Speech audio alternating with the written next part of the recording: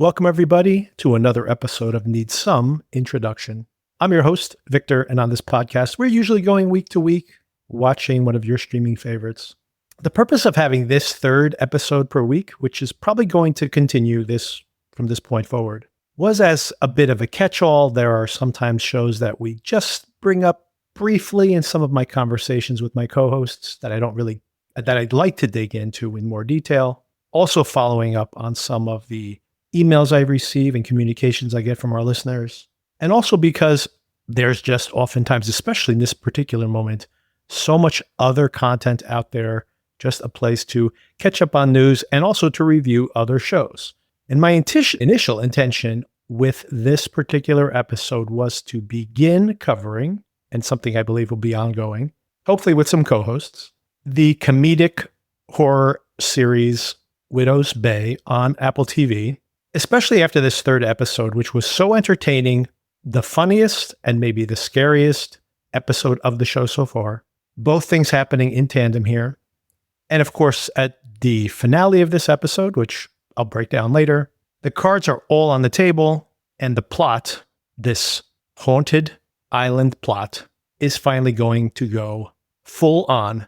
Now, as things get more overtly supernatural and scary, will they be able to continue to inject some of this absolute hilarity? Because this is definitely the funniest of the three episodes and also the most overtly supernatural. Very interested to see where this goes from this point forward. And we will be covering it here in this midweek episode of the season, and also touching base on other shows that are wrapping up soon. Margot's Got Money Trouble continues to be very good, also on Apple TV Plus. And I might have a few thoughts on that later in this episode as well. But all of this, all of my plans to have just some headlines and then mostly recapping Widow's Bay has been derailed because the creators of The Bear dropped a surprise episode this very week on May 5th. If you are looking for this episode, by the way, it is on the homepage of the Hulu homepage, but it just says Gary, as in Gary, Indiana, Gary. And it really does not overtly present itself as related to The Bear. And if you go to The Bear homepage, if you click on there, it's not there as like a season 0 or season 5. I was not able to navigate it. I searched for Gary and it plays, and I wasn't even certain I was doing the right thing. And it plays Gary, season 1, episode 1. It's about an hour long. And yes, a great little teaser for the upcoming final season of The Bear coming in June. So before we get into Widow's Bay, I'm going to have a big digression breaking down this fascinating episode of television. But off the top, just the usual, some kind of news and announcements. I actually wanted to have a whole digression on the box office this year, that the film industry has been doing really well, but I'll have to save that for next week because this is already going to be pretty packed. A little bit of news on the show. We have a Patreon now. It's free, so go check it out. We're having some conversations there. We're trying to start having some conversations with our small community there, so do join. But there's also additional content. Alan and I have already been discussing some additional Christopher Nolan films. We're going in sequence. Our next one is going to be The Prestige.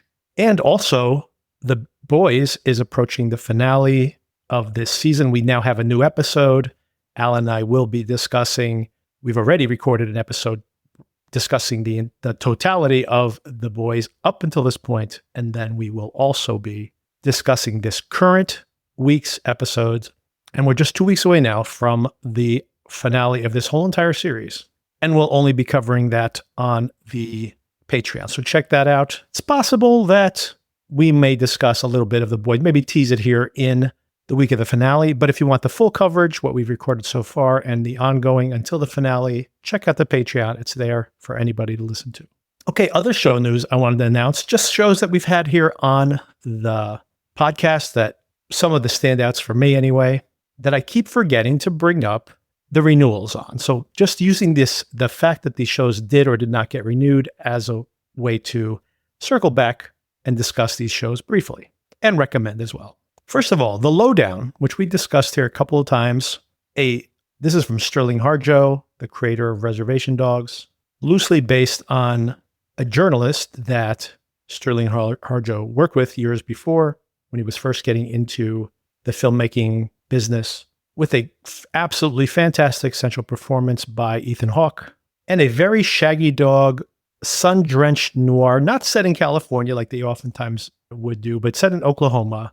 And if you've seen Reservation Dogs, the history, this very complicated and fascinating, this utopia that Oklahoma presented itself as, and the reality of what it's become now, and this current moment in time, like coming to terms with this strange, bastardized family dynamic between all these different peoples that were lured there with one version of what America could be, and then the reality of what it is now. But that there is this cohabitation of all these different people. There's some definitely strong political subtext in all of his work, in Reservation Dogs, as well as in this show as well.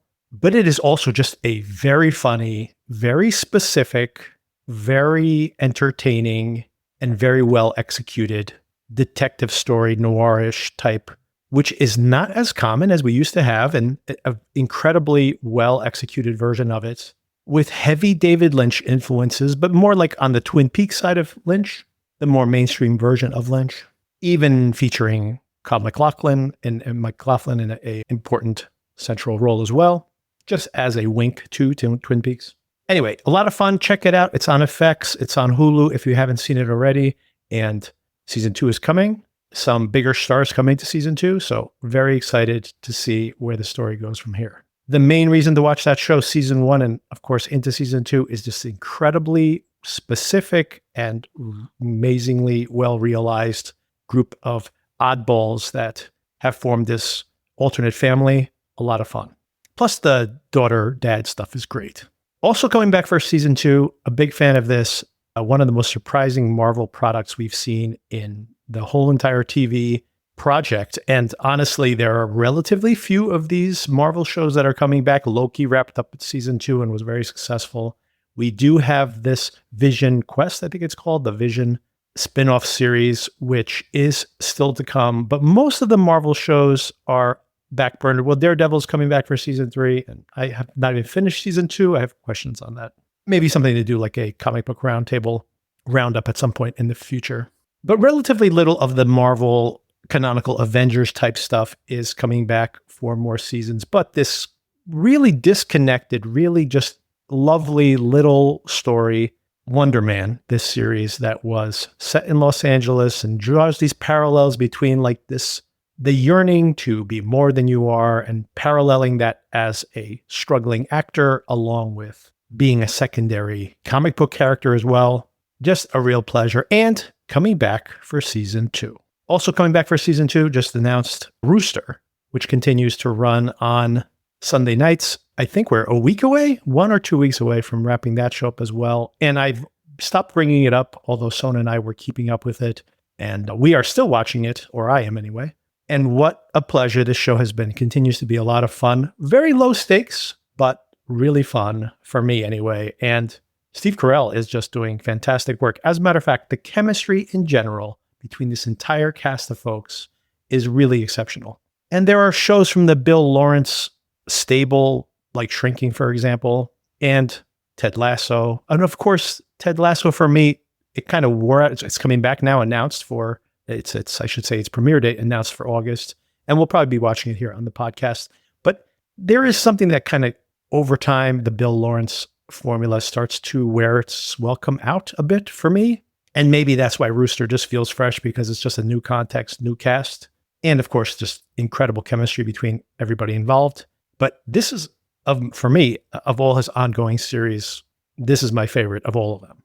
And that's Rooster, and coming back for season 2 now. Paradise confirmed for season 3. We already knew this. We discussed it when we were talking about the breakdowns there. This was always planned to be a 3-year or 3-series arc for the entire story. And I don't think this show, season 2 was not as strong as season 1. A lot of middle here, obviously, of the story. And I think they have a lot of setup for that finale. Darren and I, of course, will be covering that. And we would anticipate it would be out within a year of the first season. So we're talking less than a year now. We're talking probably February, somewhere between February and, January and March of next year. So we're only like 10 months away at most from that next season. And very curious to see how that wraps up. And obviously here on the podcast, very popular show for us. Industry's coming back for its final season, probably next year. The Alien Earth series, it has been confirmed for season 2, just circling back on that show here. And that is coming back mid 2027. So we're looking at the summer of 2027. One of my, I think one of the least discussed, but one of my favorite crime shows of last year, Down Cemetery Lane on Apple TV, from the creators and one of the author, I should say from the author series of books from Slow Horses author. And of course, Slow Horses being a huge success here for Apple TV Plus. Down Cemetery Lane, I thought a really strong season 1 based on the first book in that series, and also renewed for season 2. I think this is far less popular than Slow Horses, but I think Apple's just investing in the fact that there will be enough cross-pollination and interest where this can grow in the way that Slow Horses has become one of their biggest hits. So do check that out too. A lot of fun. I was pretty disappointed with the season finale of that show, but I still think it's built its world so well. I very much want to see more of that world. But the series, I'd say until the finale, very strong. And there's a lot of new things out that I wanted to bring up in brief, but this is already going to go long. So one thing to mention, if you missed it, there was a surprise drop, of course, of the Bear episode on Monday. But another strange premiere date, anyway, on Netflix was this Lord of the Flies adaptation, which I have not watched yet, but has gotten universally fantastic reviews from the creators, the writer-creator of Adolescence, which, of course, is one of the very biggest hit series of all times on Netflix. So, like that, it's supposed to be a tough watch, as the Lord of the Flies is in general, and that's currently available on Netflix. And maybe we'll review that next week here in the same slot if I get a chance to binge it over the weekend. Okay, topic number 1. Check the show notes, by the way, if you want to jump to just specific topics. But topic number 1 is going to be this episode, Gary. Total surprise for me, by the way, and I'm sure for most people, a flashback episode, which also seems to introduce at least one storyline from this final season of The Bear, which again is planned for June. So perhaps the whet people's appetite, FX is starting to beat the drum for the season finale, or series finale, I should say, of The Bear with this preview episode. A pretty fascinating project behind the scenes as well as what is presented here. Mostly a flashback, we see Richie, played by Eben Moss-Bachrach, and Mikey, played by Jon Bernthal, and they're on a trip. They're going on a trip to Gary, Indiana, which is only about a 1.5 hour car ride, if you're lucky. And of course, there's a big if. And they're doing this for some mysterious reasons. There's a box that has not been opened that needs to be delivered. And this is Jimmy, who's asking them to do so. First of all, some context setting for this. This is actually written by the two stars, Jon Bernthal and Eben Moss-Bachrach, and directed by Christopher Storer, the showrunner creator of the show, who's directed a lot of the most recent seasons of the show. These two actors are currently appearing in Dog Day Afternoon on Broadway. And I'm not sure if this writing process happened during the prep for that show, but they've been working together. And maybe as a byproduct of doing all these scenes together on the Broadway show, they were also writing this fictional, or it's just a moment in the history between these two characters. And the vast majority of the episode is a flashback to 2019. Tiff is about to give birth to her daughter, Evie. She is still with Richie. They're very much in love. And in the opening shots, well, first of all, the opening shot of this whole episode is this smoldering grass.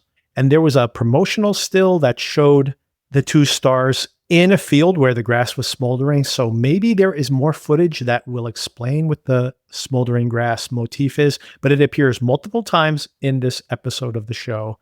So it's more symbolic than anything else, although it may have some kind of payoff. And maybe there is additional footage that directly correlates to this moment in time, like another episode, maybe in the actual series that will dovetail with the events of this day. Remains to be seen. But at this point, that smoldering grass, so evocative in the very first moments of this episode, is mostly there, I think, as a representation of what is smoldering, this flame that can catch and become very dangerous at any time, what is under the surface within Mikey himself. After that initial scene, we have this Chekhov's gun moment where Richie is putting a gun into his waistband.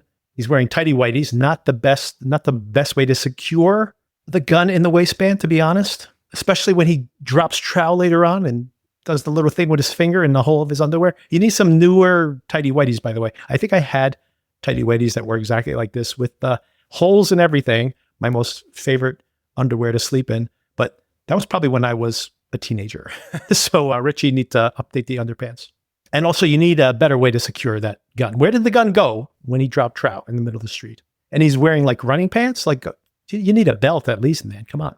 As I mentioned, there's a box in the back seat. There's a couple of things here, right? Like that are like setups for plots and movies. The Chekhov's gun, the box, the sealed box. We can't open the box. What's in the box? Of course, we find out the gun does not go off. Spoilers if you haven't seen this episode, by the way. Gun is unused. And I guess I'll leave the punchline of what's in the box in case you haven't seen it yet, but it's pretty funny. When Richie hops into the car, we see that I think it's interesting here to see immediately that Mikey's very low energy, very interior, very closed off, does not want to be lured out of his shell, does not like having to go run this errand for Jimmy. And very much on the opposite side of this, of course, we see that Richie has even said, oh, Jimmy's trusting us with a new task. This must be important. And this is an opportunity. He's going to start giving me more important things to do. I'm coming up in the world, Tiff. This is him talking to Tiff, of course. Oh, importantly, I should have brought this up. Tiffany, of course, wants him back by 5:15. She has some superstition about that 5:15. Even when she talks, he checks in with her multiple times over the course of the episode. How are you doing? Do you think you might be going into labor? No. We're nowhere near 5:15 yet. So it's all about 5:15. And of course, this matters, superstition or not. This is very important, that is a deadline that matters a lot to Richie. And he lets Mikey know right away. But of course, this interesting dynamic, all these little seeds that are being planted at this moment, most important of all, and I think it's really the purpose of this whole entire episode, is seeing this dynamic between Richie and Mikey. This is what Richie does for Mikey, that he forces him to engage in the world, forces him to be out of this glum mood that he's in. But it's more pronounced than that. It's more profound than that. And the way he does is he made a CD. He burned a CD. I remember this type of thing, by the way.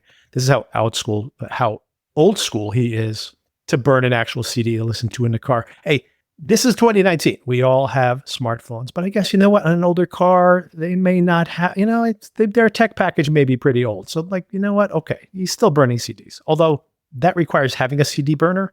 I haven't had a CD burner in years, but I did definitely used to burn CD mixes just for special occasions, just for a trip. Where are we going? We're heading down the shore. I'll make a mix.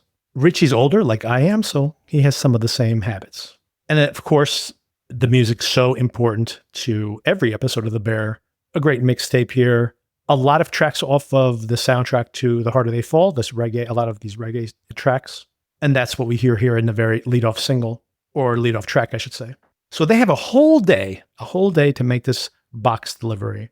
And somehow, with all their digressions, they don't quite get back on time. It is interesting, though, in this moment of them saying, hey, look, we left. Look, we're in Indiana. Hey, look, we made it. We made it, Mikey. They are so Chicago-based that this is traveling for them. Mike kind of mocks him for it because it's like so nearby, but they probably don't travel this far. Their world, and a lot of people who live in cities, by the way, that I've known in my life are like this, right? Where your whole universe is such a interior space, especially if you've grown up in a place. It's like there's a pizza shop you go to, there's a bakery you go to, there's a grocery store you go to, you know everybody, all the shop owners in your neighborhood, everything's right there. And your world kind of collapses down to this very finite place. When you live in the suburbs like I do now, it's very, you need to like have a car and then drive sometimes 25 miles to get to where you're trying to go to. But in the city, everything's there, or a train ride away. And these guys are deeply, deeply rooted in Chicago.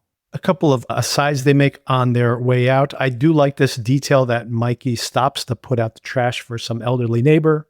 As they enter into Indiana or approach Gary, Richie starts calling out some trivia. I like that he says, John Cougar Mellencamp is from Gary, Indiana. And Mikey's like, how do you not lead off with Michael Jackson? Any of the Jacksons would have taken over John Cougar Mellencamp. I'm not necessarily going to agree with that, but obviously the Jacksons are way more famous than John Cougar, as famous as he is. They stop at Michael Jackson's house, or the Jackson's house in general, and they end up at this actual hot dog place, somewhat famous, Gary, Indiana hot dog spot, Koney King. And they talk to Alicia, is this woman who serves them, who seems like a non-professional actor. I'd have to track down online where they found this woman, whether she's just a local or whether she actually works at the restaurant. It'd be pretty fascinating if you got somebody who actually works there. I like her conversation. She loves it. She loves this job. Why? I like to interact with the public. And I like the banter here. Richie, of course, that immediately the type of person who would be asking questions like that. Mikey's less forthcoming. It really says a lot about their dynamic, but about these two characters in general. I like her asking Mikey what he does. He says, well, I cook, and he keeps it pretty mundane. He really downplays his importance there, obviously.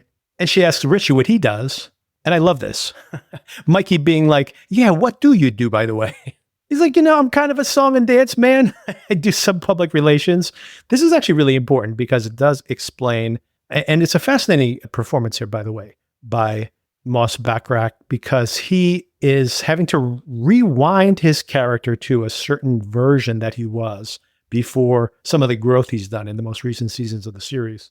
But it is actually, in two ways, you see some of that animosity, which erupts over the course of this, or towards the end of this very episode, of Mikey seeing him as the weight of the world is on Mikey's shoulder, and Richie gets to just kind of float by. But then he does appreciate, and this is kind of what's beautiful about this episode, he gets to appreciate what Richie does bring, that he is the people person. He needs to bring joy into Mikey's life, but not only that, he needs to bring the energy to the bear itself, or to their sandwich shop. That's the personal side of this. And of course, it is the dynamic that it's cleverly done here, and in subtle ways, it's the dynamic that he has brought to Carmi's restaurant now in the world of the series itself. I like this whole conversation that, I only cook at the restaurant, I don't cook at home, and they both kind of agree with this, which is completely understandable, by the way. If I cooked all day, I don't think I want to go home and cook. Although famously, chefs love to cook for each other. If you watch the Anthony Bourdain documentary, you see how these late night lifestyle they're keeping, after hours they get together. We see a little bit of this in The Bear as well. And they cook for each other, throw something together, just mostly comfort food, something they can do very quickly. So I think they like to cook for each other in a way that they probably don't want to cook when they get home, especially after a whole day of cooking. And then we have these moments of them together, getting a feel for their dynamic. There's a very funny riff where they're talking about, what are you going to call your daughter? And I like the whole thing, Althea, I'll see you later. Some of this is very funny. Never thought about that pun with the Althea name. Althea after social studies. They decide to go play some basketball against some teenage boys. Very funny. A lot of trash talking. And you really see this dynamic, them performing in front of each other. And you see the appeal of this show itself. Some of this feels improvisational, the way the trash talking and the way they're bouncing off each other. These are the actors improvising in the moment. I think Christopher Storer also, this is why people love being on The Bear, even these famous folks that come on for just a few scenes, they like the improvisation that's allowed by the creators of that show. It could also have its limitations, and obviously there's been some criticism of the most recent seasons of The Bear. But I think you see the actors riffing, and that becomes part of the dynamic of the characters themselves. So improvising in character, very difficult, and sometimes a difficult thing to do, but very well executed here. And at this point, Mikey, little by little, has come more and more forward out of his whatever mental crisis he's currently in. They stop and get a little Coke. They have to bake in enough time for this day so they could do all these other things. And while they're doing Coke in the car, Richie notices, wow, there's a bar right here. How is it possible that there's a bar here? And Mikey does not want to go into that bar, but eventually is lured out after again seeing this imagery of the smoldering grass. And I have to assume in my reading of it that he's already having these dark suicidal thoughts. Richie sends out this character, Sherry, to go and lure him away from his car, knowing that she's just the type of person that Mikey would go for. He comes up with this story that Mikey is a backup goalie for the Blackhawks. Sherry's played by a very recognizable actress, Marin Ireland, who's been in a bunch of things. We talked about her last season in Dope Thief, also an Apple TV Plus series. And of course, Richie sets him up perfectly. Mikey does eventually make it into the bar. And this is probably midpoint of the episode, 1 hour episode. And there's a good 15, 20 minutes that is just them inside the bar. And then all these different things that are metaphors for what is to come and revelations about the interiority of these different characters. First of all, I love this game of fact or fiction, which ends up being very revealing and has some of the comedic and character high points of the episode. This could be, in some ways, the whole Richie telling this story of how he pooped his pants in front of this incredibly beautiful tutor. This whole story is perhaps what some people would be most critical of the bear for. And honestly, this is the type of thing, especially Richie in season 1, could be this version of Richie could be very irritating for me. But the show almost corrects itself immediately in 2 things here. One is that Richie is like so over the top, loves commanding an audience. Of course, he saw himself as an actor at some point. So you see that aspect of it, given all this context we now have from watching the show. But we also see that Mikey's like looking at him like so lovingly, and he loves the way that he can like energize him and entertain him and command an audience and be good with people. All these things that Mikey struggles with. And it's maybe the highlight of the whole episode, the way that Barenthal looks at Richie in character. And it really is this like look of utter adulation. And this is really what makes the show work, I think, for me in its purest form. But what's fascinating about this fact versus fiction is, of course, all these layers to Mikey is what version of Richie is the real Richie, this outwardly boisterous character who we know has deeply troubled. And then alternately, Mikey, who wants to be the fun version of himself. I can be fun. He says that at one point, like I can be the center of attention. I can I can be the leader in the restaurant. And sometimes this kind of interesting comment he makes to Sherry, this idea that she says he's a good leader because he has to lead his team. And he's like that responsibility he has. And sometimes the fact that he realizes, hey, in the end, my whole life has no meaning. It's like basically meaningless. And he means that in the context of everybody's life in the grand scheme of things is pretty inconsequential. And this is something that is utterly liberating to him. It makes him feel light and free. And then all of a sudden, those same exact thoughts. And by the way, I understand, I completely agree. This feeling that he has, he's just describing here, that sometimes those exact same thoughts become so heavy and so dispiriting. And this is that double-edged sword. I don't know what the diagnosis would be here. I'm not a medical professional or health psychiatrist or psychologist, whether it's bipolar, but something that's very important here is that we see not only what he describes is happening to him in interior, we see this mirroring of what his mother struggles with. And we've seen it on the show itself in those episodes, like the flashback episodes, the fishes episodes, for example. These incredibly high highs and these incredibly low lows. But of course, this game as well, the context setting here that this is this game of fact or fiction. And what is he looking for? Who does he want to be? Anything, he says. I'm looking for anything. This is this seduction, this very tender seduction between him and Sherry. And again, I've been watching John Barenthal on Daredevil playing the Punisher. And it is this kind of swaggering version of a persona that it's very easy for him to pull off, this actor. But there's something really revealing and really incredible, I have to say, in seeing him in these close-ups and listening to Sherry's story and trying to guess whether she's telling him the truth or not, and like wanting to believe the story she's telling, and this like searching, this like look in his eyes, this real, like a seeking and a sadness there. And he overtly says this, right? There's this great moment in the bathroom, not the sitting down in the bathroom with the toilet bowl, not where I am going to eye level with the toilet bowl, not where I'm having this heart to heart, just to be clear. This is not where I would choose to be sitting at this moment, guys. And also very interesting that Sherry's willing to do that with him.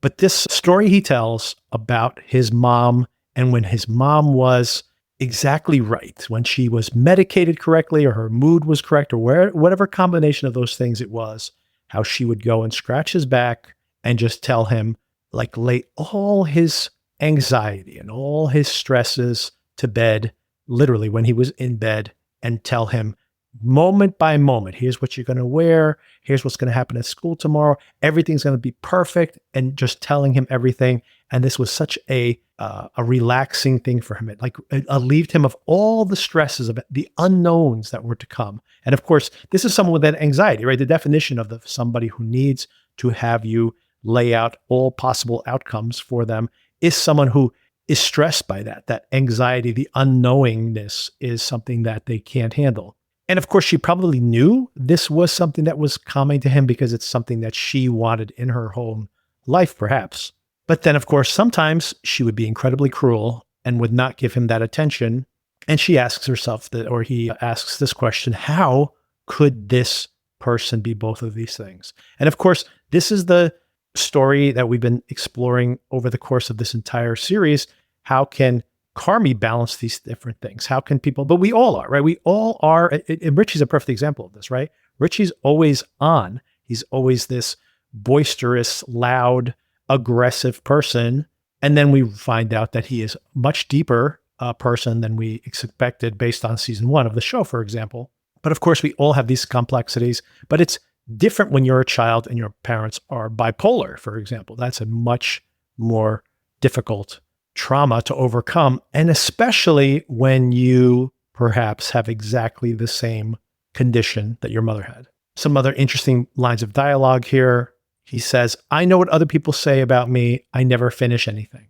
Oh, and I should have led with this, by the way. When Sherry goes to retrieve him from the car, Mikey's actually crying by while listening to Paid in Full, no less, by Eric B. and Rakim.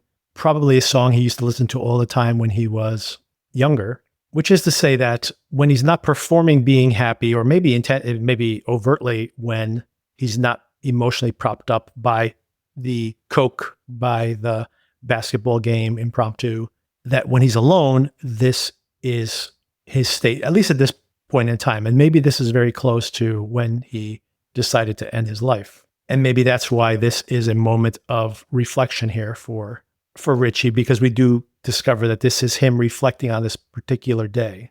But back to the conversation with Sherry. He earlier said, I know people say I don't finish things. We find out that even though he's been saying, I got to go on this trip today, Jimmy's counting on us. It turns out that he's had his phone off or the batteries died on it this whole entire time. They've been trying to reach him this whole entire time. They could have been done and back at home by now. He's ignoring the phone calls. So again, this is this self-sabotage where he's doing this thing for Jimmy. He's bringing Richie along. Richie is turning this into an adventure, something that's fun for him. And Mike is having these honestly shockingly honest moments with this complete stranger, but he can't appreciate it. That lightness, that unbearable lightness of being that comes so easy to Richie is a dagger in a way to Mikey. And this leads to this very ugly interaction where, first of all, Richie calls him out on this, says, we got to go right now. We still have time to get out of here and get home. Extracts Mikey from the bathroom. He says, I'll be back to Sherry, who they were about to kiss. They haven't even kissed at this point, amazingly, after this long conversation, which according to the clock is much longer than this is, like well over an hour. They've been hanging out together. He says he'll be back. She says fiction, because they've been playing this fact and fiction game this whole entire day. And now all of a sudden, Mikey says, hey, why are you in such a rush? I haven't gotten to play fact and fiction yet. And then, of course, intentionally picks a fight with Richie, saying that he's just going to run away, just like Richie's bastard of a father. the best thing he could do for his kid is just to run away now. Look, he's so happy right now, but he knows deep down inside, he knows that he's just going to fail as a father. It's like the most insulting thing he could possibly say to his friend. And there's probably some truth in it. There's probably some fear that Richie has. And part of this performance, this boisterous performance, is a way to protect that version of himself, the fearful version that he cannot provide, that he'll be a loser like his father was. But he has been a good father, we've seen on the show. So Mikey's being completely cruel to him, even if he believes this. If you're being a helpful friend, you're trying to guide them into not being in their worst version of themselves. You don't goad them into it. And of course, the reason he does this is because he himself hates the fact that Richie maybe is presenting a false version of himself, fact and fiction once again. But hey, so does Mikey, so does everybody. We're all trying to get through this life. And by him having this incredibly negative take on his friend, it is purely him lashing out and simultaneously abusing himself, in a way trying to end this friendship or trying to force Richie into wanting to end it. It's just basically very self-sabotaging behavior. He hits him a few times, gets pretty ugly, and then they finally leave. And they make the delivery. And here's the punchline to the whole thing, everybody.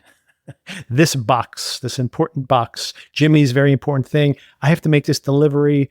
Jimmy's trusting me with some serious stuff. I'm going to bring a gun. This might be drug related. Who knows what kind of business Jimmy's in? It turns out they're just plastic pump impellers. And when he asks, what do they do? The kid says, rotate. And he even adds insult to injury here by saying, when Richie says, I'll see you again, maybe, he goes, probably not. The FedEx strike is over. So this was due to a FedEx strike. This could have easily been a box shipped by FedEx, but because FedEx was on strike, he needed someone to physically deliver this.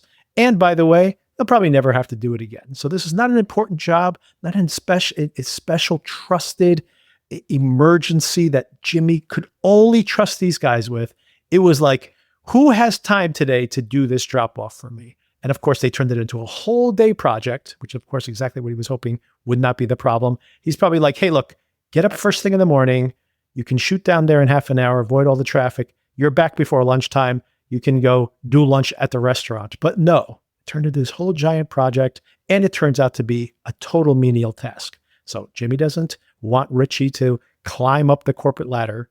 It's just cheap labor.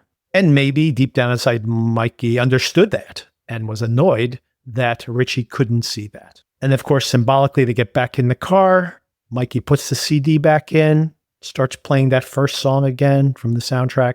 Richie immediately ejects it and throws it out the window. There's this really interesting camera movement here. I wonder if it's a mistake, but they kept it in there because it works really well. The car is rolling into focus, and it looks like the focus missed, the focus puller missed. So everything's out of focus, and then all of a sudden it zooms in, focuses in on John Barenthal's face, and the light changes. So it's almost like they were setting up the camera, and they caught this moment. But they kept it in the show, and I'm glad it's there. I love how these little mistakes pay off. If it's a mistake, maybe it was intentional. But I love the fact that it's like this fuzziness that Mikey is coming out of. And then when he comes out of that fuzziness, he's trying to repair things with Richie. But it's too late.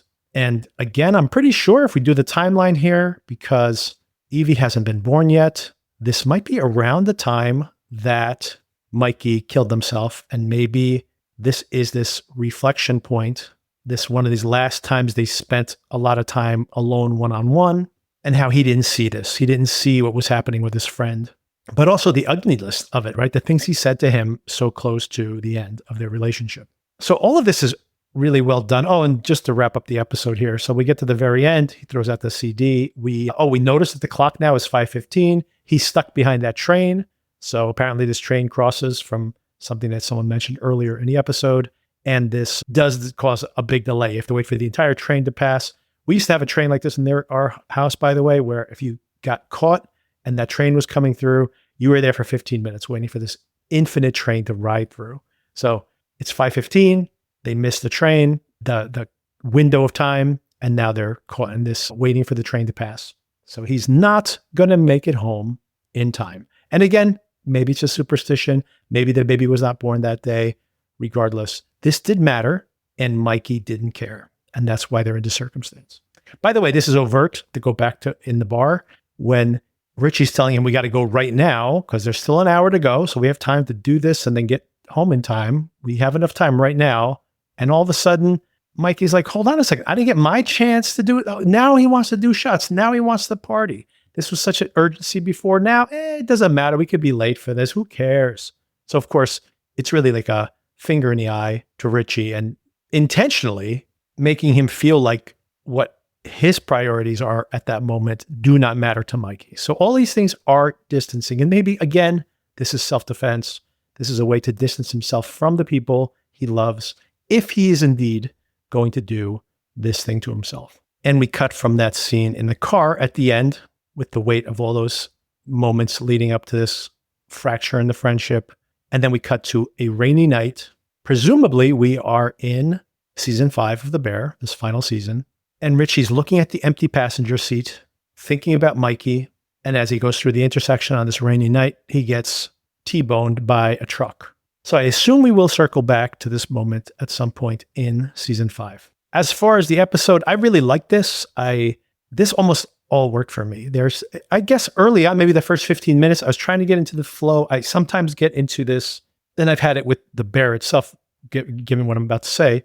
There are times when you kind of like let the actors indulge a lot. That becomes an artifice in and of itself, right? When you can feel the people are acting, when they're like making a show of acting, it destroys the world creating that I go to for this type of escapism. I want to escape into another world that I believe, right? And as soon as people are like acting or the CGI doesn't look good, obviously not the case in this particular story, but anything that kind of breaks that reality for me as a viewer, I really don't like that. So there was a little bit of like the actors doing their actorly improvisational stuff, and you feel it a little bit early on.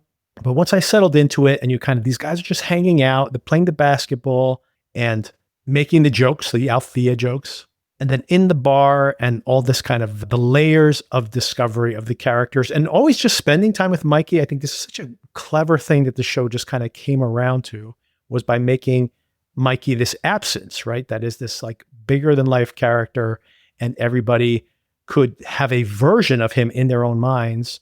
And every time we go back and we see him just as a person interacting, like we see like an honest portrayal of him, not the fantasy version, not the story version, not the historical version, not the mythology version, but the person himself interacting with other people. It is always really great. And it's almost like the perfect use of Barenthal in this role. So that's the episode. I can't wait to see where this all goes in the final season. And man, this is way longer. Way longer than I expected. So I guess I'll do a much shorter recap of the third episode, maybe the first 3 episodes of Widow's Bay, starting right now, right after this break. Okay, it looks like I do not have any time to talk about Margot's Got Money Trouble. We will continue to discuss it on Euphoria. Very interesting, by the way, this week that, again, we have this odd parallel with Euphoria, not only thematically about someone trying to make it on OnlyFans, but as in the previous week, we had a wedding in both episodes of the show. Now this week, we have her going to a party and things not quite going as expected. So very intriguing that these shows are accidentally paralleling each other, but coming at it from very different point of view. But love this episode of Margot Has Money Trouble and keep watching it. We're approaching the finale of that first season of the show. And I wonder if they're going to try to make this into more than one season. Probably not worth it for me. But anyway, I'll spend more time on it as we approach the finale. We'll probably touch on it when I talk to Sona later this week, and we talk about Your Friends and Neighbors, and also discuss it with Darren. Darren is definitely watching the show with his wife, so I'm sure he'll have many things to say, and we'll discuss in more detail there. And considering how long I've been blathering, I kind of amaze myself. When I used to do these solo episodes, I could barely get 20 minutes in, and now here I am babbling for over an hour. Hopefully, the babble has value. But I want to spend the rest of this episode talking about Widow's Bay. So this show is very excited for it. Hiro Murai, one of my absolute favorite creative forces in television, always brings such a unique tone to everything he's done. Some of my absolute favorite TV projects of the past few years. Atlanta, season 2, absolutely remarkable. If you like this tone, by the way, I've said this to Darren before, that season 2 of Atlanta is basically a different type of horror film every single episode. And guess what? There really could not be a better overlap thematically between that and this season of Widow's Bay, which is like all possible supernatural bad things happening on Widow's Bay, apparently, at the same time. And we'll be discussing in more detail in just a moment. But yes, Hiro Murai. But the show creator here actually is Katie Dippold, who really intriguingly, most famous for A, writing on Parks and Rec, and B, writing some not fully successful supernatural comic films. The Ghostbusters, the female-led Ghostbusters, the Paul Feig version of that, or reboot of that series, which I discussed here on the podcast, by the way, when we discussed all of the Ghostbusters films. And I have to say, I actually thought that movie was really funny. I don't think it works as a Ghostbusters film. Like, they could have called it something else and just kind of winked at, like, this is like a Ghostbusters film. Every time they tried to really shoehorn it into the Ghostbusters and have references to the actual cast from the previous iterations of the story, didn't work for me, but really funny, right? So a funny writer, and something I have not seen, which is the Haunted Mansion Disney film from a few years back, also not very financially successful. And maybe I'll check that out, because even if the film itself is not that successful, the comedy may actually really work, because, like I said, this is really funny, so she can write jokes. And I actually thought the Ghostbusters film was actually pretty funny as well. And then, of course, it really speaks to who do you get to direct this material and how maybe it didn't work for some of the other supernatural comedies she's worked on. Hiro Murai, someone who literally has done this repeatedly, and some of the shows he's done. He's also flirted with this kind of the tension between the absurd, the horrific, the comedic, all at the same time in his work on the series Barry. Also with Stephen Root repeating there from, one of the leads of that series. Of course, these are just excellent shows. He also did much more straight-faced, a lot less comedy in this regard. Station 11, definitely check that out on HBO Max, this great post-apocalyptic series. Oh, and he did Mr. and Mrs. Smith, reuniting with Glover, Childish Gambino, after working on his videos and, of course, working on Atlanta. Another excellent series that plays with multiple genres and multiple tones at the same time. Oh, and of course, The Bear. I mean, we're just talking about The Bear, also one of the creative forces behind The Bear, or season 1 of The Bear at least. So really just one incredible production after another. So I was really intrigued. What is this going to be like? I'm always going to turn up for anything Murai's involved with. But as I mentioned, this was actually created by Katie Dippold. And the whole idea that it's a comedy horror series, supernatural, and it's Parks and Rec, that literally is what this show is, right? You have this mayor, played by Matthew Rhys, who's trying to make Widow's Bay, this island, a few hours off the coast of New England, in this fictional island, into the next Martha's Vineyard. It's supposedly 42 nautical miles away from the mainland. It takes 3 hours by ferry to reach it. And there's no Wi-Fi, there's spotty cellular service. But possibly what people who are living in the more congested and overstimulated city of Boston may want on a weekend getaway. And the comedy here, of course, is it is about his workplace. So there's this Parks and Recreation aspect to it. But of course, the inescapable now, by episode 3, inescapable fact that there are supernatural goings on the island. Now, I brought this up on the podcast earlier, and you can actually read episode 1. So if you want to look at the references within the show itself, there's a lot of Stephen King here, first of all, right? The whole idea of like being, Stephen King stories are all set in Maine. Sometimes they're on an island, not always on an island. Usually they're just like kind of in a coastal town, but just being this close to the water and the acknowledgement that they're near a city, but nobody kind of really goes there. And it really feels like where Stephen King grew up. And it's kind of a mishmash of topics that he has covered in his own works. So there's definitely a feel of that, of course, but along with that, this kind of day-to-day managing, like basically a workplace comedy like The Office or Parks and Rec. Parks and Rec, definitely direct corollary here. And there was so many myths around, so much mythology around the actual island. You can't leave the island if you were born on it. And people who have left the island and come back, they end up dying. So therefore, by happenstance, by some kind of supernatural means, or simply because people are afraid of leaving the island, you have all these locals who know nothing of the mainland other than what they probably watch on television. They are purely island dwellers. And it's easy to read this as being like, this is all just Hokum. I just saw Hokum, and there's definitely a connection here between the movie Hokum and this show as well, by the way. It could just be this people responding to the fears that are set in the mythology itself. Or there could be aspects of an actual cult of the island itself having a cult that is populating this as well. But there's some tragedy here as well. We don't know all the details of this yet, but we have Mayor Loftus, played by Matthew Rhys, and his son live on the island together. He's widowed. His wife has died. We're not sure if it is somehow related to the curse. Maybe that remains to be seen.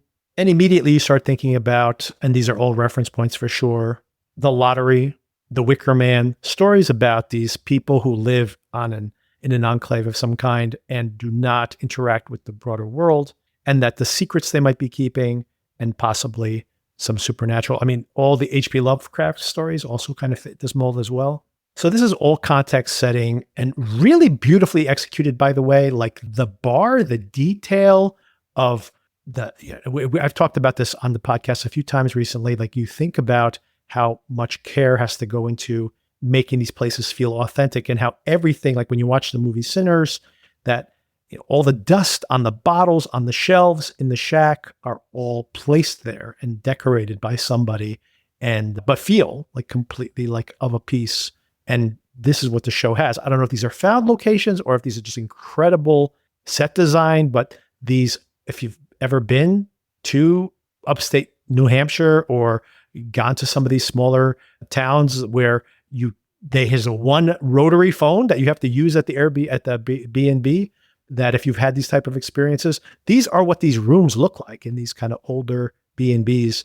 And there's the beauty of that, the antiquity of it, but the oddness of it also. And it's all perfectly captured in this TV show. Okay, episode 1 is called Welcome to Widow's Bay. And a quick rundown of what happens here. We see a mysterious fog that captures a fisherman out to sea, actually communicating with a friend via radio.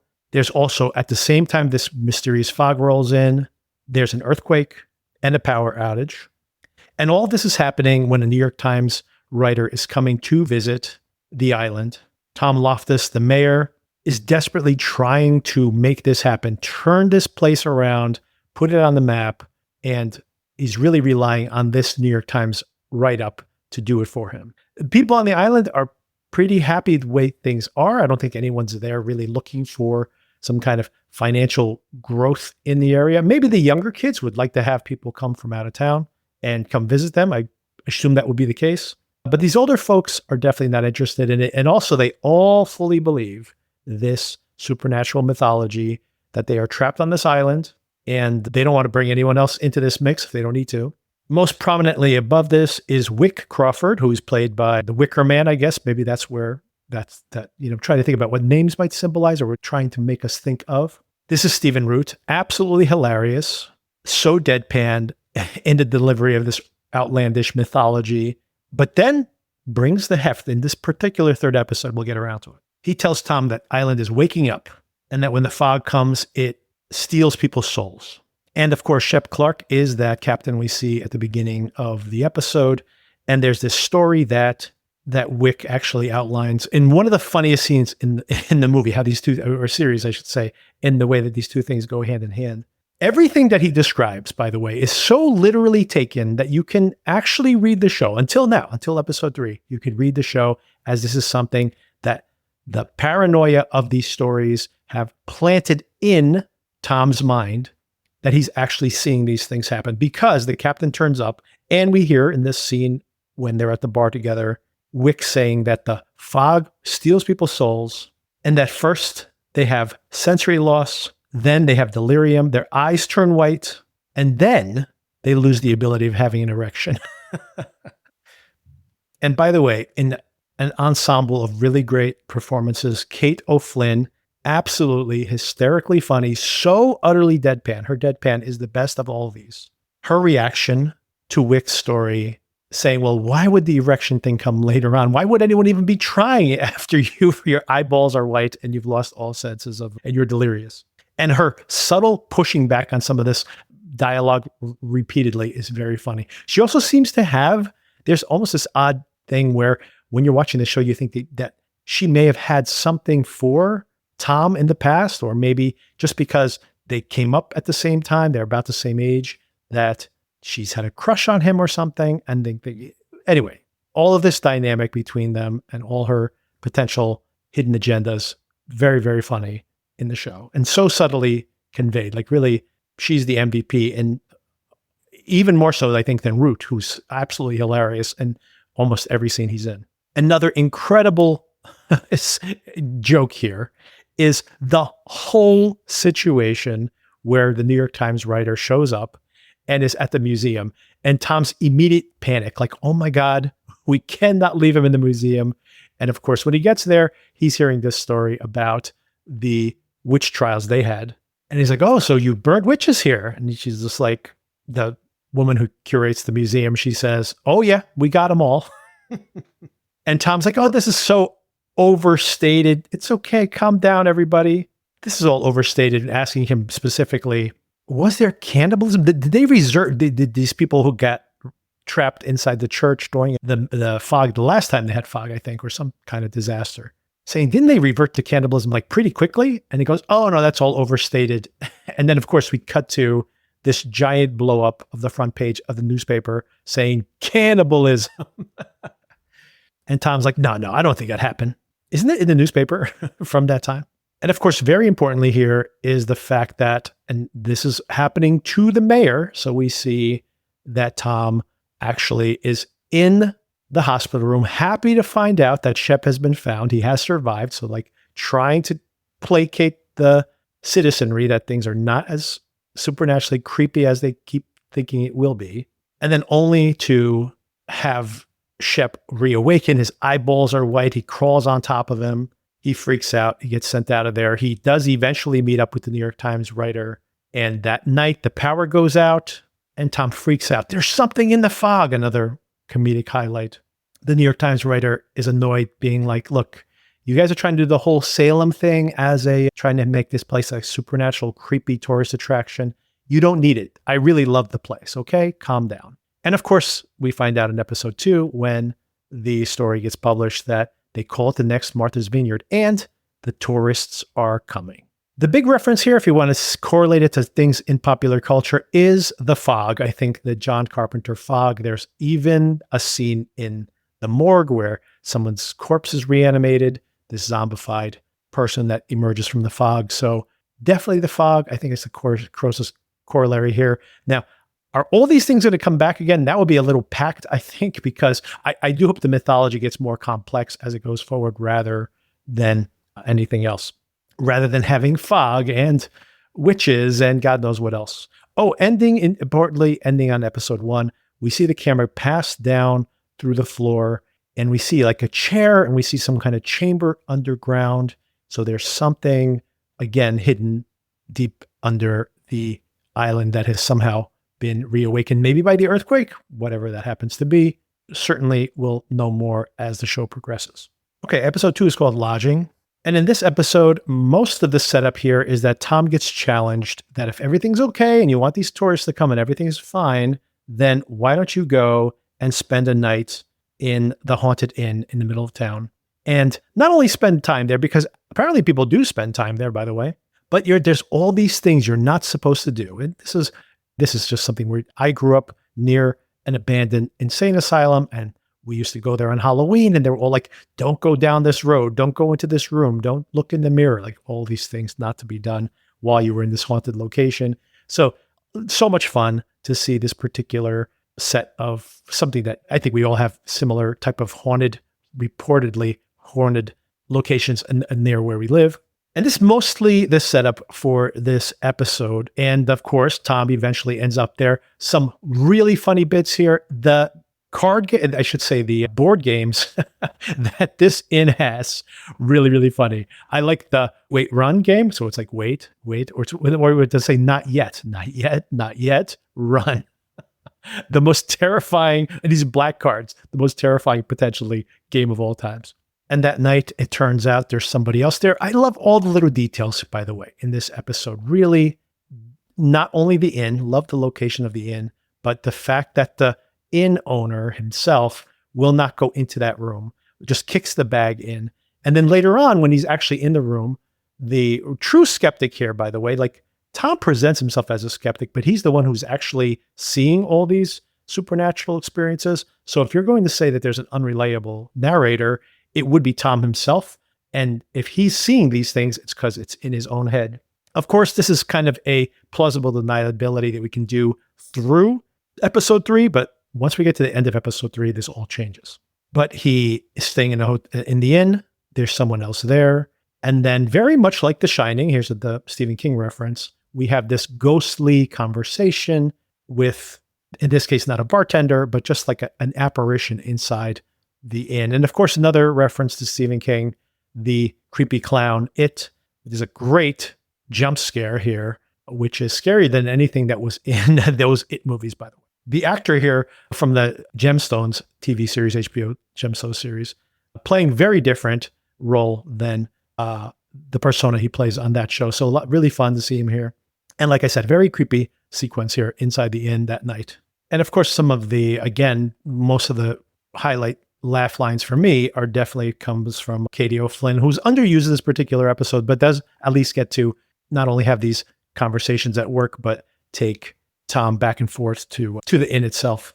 She's also continuously scolding all his actions. You know what? I haven't brought up until this point, and I would say that this is the least well-developed part of the show for sure. Tom has this teenage son who apparently is vandalizing things in the middle of the night. Tom is always trying to keep an eye on his son, but then at the first drop of the hat, he either gives him too much leeway, either because he wants to believe he's not going to do this, but mostly because he wants to do something other than keep an eye on his son. So not great parenting, but also this character so far, and maybe it'll get better because he does seem to be integrating these younger cast members more by episode 3, that maybe that will get stronger, but definitely the weakest part of the show so far. The dynamic in the office, the dynamic of those coworkers, and just these funny asides of them trying to present themselves as an operational, actual town hall is hilarious in very subtle ways. And most notably with Katie Flynn's performance, of course, all the local folks with all their creepy stories. The woman at the museum, who we've only seen a couple of times, absolutely hilarious. Every time Stephen Root's on camera, absolutely hilarious. So all of this is just fantastic. The kids, not really well integrated. Oh, another thing that happens in this episode too, kind of disconnected, but definitely becoming more important now, is that everyone wakes up that episode having been woken up by the sound of the church bell ringing. And Tom even goes and talks to the priest and says, hey, you should keep an eye on that because, you woke up some of the people in town today. And the priest is like, what are you talking about? That's not possible. And really one of the most chilling and subtle details, we see that the bell is completely encased, like it is to the side and surrounded by wood. It has not been broken open. So how did people hear this bell? And then he starts reading a book. We haven't gotten all the details of this, but it's even more pronounced in this third episode that there are notes, there are actions that need to be taken when the bell rings. And we are going to find out a lot more about that in the next episode. But the actor playing the priest, a reverend actually, Toby Huss, does a great job of, again, not playing comedy here at all, and really is bringing some of the more menacing tone here, because he knows a lot more than he has let on at this point. and probably didn't believe this mythology either. So the reveal of this is really impressive. So episode 3, the inaugural swim. So of course we've seen that the New York Times article ran. Tourists are starting to arrive. We see that there is somebody who is lost, who is there as part of a bachelorette party. Her name is Marissa. And Tom picks her up and, after some joking that, I hope you don't try to kill me. And he's like, really, I'm the mayor. Look, I'm in that pamphlet you're looking at right there. And she tries to run into him a few different times. He invites her to this inaugural swim. Apparently there is a swim every year. The mayor goes into the water.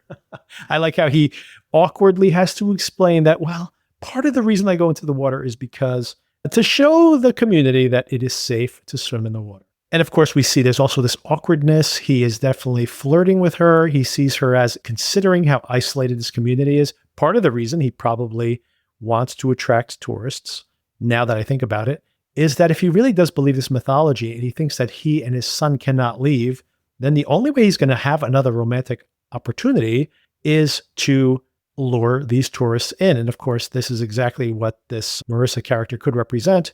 And given the death of his wife, he maybe has not been dating that much. And here's this opportunity. So it's kind of sweet that he's trying to prepare himself every chance he might run into her. And of course, gets thwarted over and over again. That night, this is a true horror highlight here. Oh, before we get to that. So very funny. He gets to work. I got to call this out because it is the funniest thing in the whole entire show. And it's like a running gag. All the jokes about him getting to work late because he gave Marissa this ride, and Katie O'Flynn playing Patricia again, berating him or just mocking him or questioning him repeatedly about so what was her age? So why did you give her a ride? Do you give older women rides? What is the age cutoff for giving somebody a ride? Was she over 40? So all these jokes throughout the entire episode are absolutely fantastic. And they keep harping on this point, which of course it cuts deep because that is he knows that he was obviously attracted to her. And of course, this sets up what ends up happening because there's a joke there that an older woman who needs a ride. And he goes, oh, do you want me to ride you home? To give you a ride home tonight? And she says, oh, no, it's fine. So he goes, see, she likes the exercise. And then she undercuts all this by going, it's the mornings that are really tough. But of course, he's not been giving her a ride. She's been walking to work, I should say. And this is all the setup for that night. He sees an old woman at the side of the road. And when he tries to help her out, she starts walking a little too fast, this old woman walking. And he stops to check the rearview mirror for her to suddenly spring up on him and scratch his arm, a wound that will not heal. The next day at work, he goes and again, this is where some of the humor comes from. Oh, you gave someone over 40, you tried to give her a ride? When he says there must be someone, maybe she's missing from a local nursing home or something. Can someone check? And Rosemary, who works in the office, comes in and despite him telling her he doesn't want to hear it, she starts telling him about this myth of the Sea Hag and how she scratches you as a way to mark you so that she can track you. She hunts you to your death. That morning, he goes to check with the doctor, by the way, should he swim? And the doctor's like, absolutely not. And this doctor, he's just really just the no bedside manner at all. Also very entertaining. And he decides to swim anyway and goes out. And again, a really great, they actually use this in the trailer. Very cool, spooky visual here.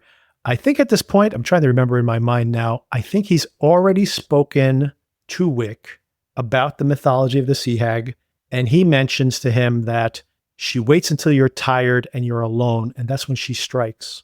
And she kills you by sitting on your face. The whole poem that he recites is pretty funny. But while he's swimming, again, this is all happening in his POV. So it's just Tom who is seeing things that maybe are not there. It happened with this potentially dead captain. It happened at the inn. Again, we're in his POV. And now this potential Sea Hag. And he swims away, of course, hilariously. He's at the shore, scrambling completely. This whole thing has gone badly, by the way. He finds out when he arrives there that there's no electricity. He doesn't see Marissa, this potential love interest of his. He tries to use the microphone. They have these giant speakers now that they've run some kind of alternate energy to. By the way, all of this is very funny. I love the fact that the guy who's supposed to be setting this up works in the lighthouse. He's watching him through the binoculars. Very funny stuff. And he's just like, no, don't turn around. Don't go back. This is, again, this is easily one of, or definitely the funniest of the 3 episodes so far. And yet the head bobbing in the water, the sea hag, very creepy. She scratches his leg, by the way, or now we know he scratches his leg. But, at the moment it could be like, hey, he was literally floundering right on the seashore. He could have just scratched his leg on something. The incredibly skeptical police officer who's desperately wanting to leave this job, understandably, by the way, comes and rescues him from his 2 feet of water, and so undignified, actually. So all of this, very funny stuff. And Wick had mentioned to him that this scratch will paralyze you eventually, and then she kills you by sitting on your face, and that you need to lock yourself up for 3 days until the wound heals, and then that's the only way to survive the scratch of the sea hag. Tom takes all this with a grain of salt, big grain of salt. And then that night, he actually meets up with Marissa. She's come by the office. She missed him at the swim. His son, meanwhile, is supposed to be grounded, but all his friends are hanging out there. Again, not perfectly integrated into the story. And he decides to, why don't you go to your friend's house? You're just sleeping over there, right? So again, he just wants to believe what he needs to believe so that he could maybe have Marissa come over. He goes and has dinner with her, and it goes pretty well. And then he decides to leave to go to this cocktail hour, the cocktail at sunset that he was supposed to attend. Katie, of course, is badgering him via text. He goes home, and this is when, and by the way, the show is playing with us, because as I'm watching this, I'm like, oh, it's actually Marissa who's a representation of the sea hag. So when she shows up at his house and is just like, hey, I'm just throwing myself at you. This is so embarrassing. Let me in. And he's like, I know what you are. She must be reading that the wrong way. But of course, it turns out that she is just exactly what she presents herself as, and even goes back to the car her friend drove her there. And she's like, well, that was humiliating. And of course, leaves him open to the actual sea hag who arrives in the house. He starts getting paralyzed. He's sitting in this lazy boy chair, and she climbs up on top of him. And again, integrating the horrific with the comedic, that he flips her like a big physical pratfall here, flips her off of him by dropping the lazy boy all the way down. She's able to crawl down the hallway, get into the bathtub, but that's not enough to protect him from her. She comes in there and she's about to suffocate him with her body when Wick shows up and shoots her with, I don't know what kind of gun this is. It looks like it's like a pipe he shot through her. She explodes into this old water. And at this point, finally, the show is just overtly saying this is happening. And this is what the show's going to be from this point on, I presume. Tom says, why is this happening? And then Stephen Root, not giving a comedic performance, just says, I don't know. We just need to survive it. And of course, doubling down on this tone shift in the show is the fact that the Reverend has run into the boys, and the boys are like, hey, Reverend, what's going on? And he just starts, he's having some kind of breakdown. He's been reading this book of what you're supposed to do if you hear that bell ring, which again, he probably thought was just a myth. And he says there's something evil here, and he apologizes for it. And what that means is all to come next week. So we're about a third of the way through the season. This show is pivoting into from the comedic to the horrific, but I do hope it does not give up on the comedic bits, because man, the comedy in this episode was so sharp. It was so funny. I really loved it. So yeah, the show, which I honestly, here's my general opinion. Ian, by the way, one of our listeners had mentioned this in an email, that he kind of thought that maybe the critical consensus was a little overblown. Ian and everybody out there, the critics who are reviewing this have seen the entire series. So I agree, like based on the first 1 or 2 episodes, I can't imagine people would just be like, this is a 100 out of 100. This is a genius work of art. But that has been what the critical conversation has been. And I think that it's the rare show that episode to episode is getting better. And it's already really firing on all cylinders. I think here at episode 3, it's really become the perfect version of itself, I think. I mean, if it gets better from here, wow, this is going to be a real great series of TV. Now, will there be a second season? Again, this is the type of story that I really just want to see one season of, but who knows? Maybe they'll have a really clever cliffhanger and can make this compelling into another season. But I have not heard about plans for more seasons or no renewal announcement yet. The show does seem to be popular, but all that remains to be seen. But I really do hope that they give us some kind of really good closure on a single season of show. And then, of course, if it's really popular, you could always expand the story in some other way. But yeah, I mean, I would love to see a one and done that's been, like I said, improving from week to week. So I'm really enjoying it so far. All right, that's the episode. As I mentioned, stay tuned. Your friends and neighbors, we're now past the midway point of the season. Not loving it so much, to be honest. The last couple episodes have been pretty rough, but let's see if this show gets back on track. Euphoria, actually have been enjoying Euphoria. Completely overstuffed, completely disconnected plot, but intriguing nonetheless. And in that same episode, probably be discussing Margot's got money troubles as well.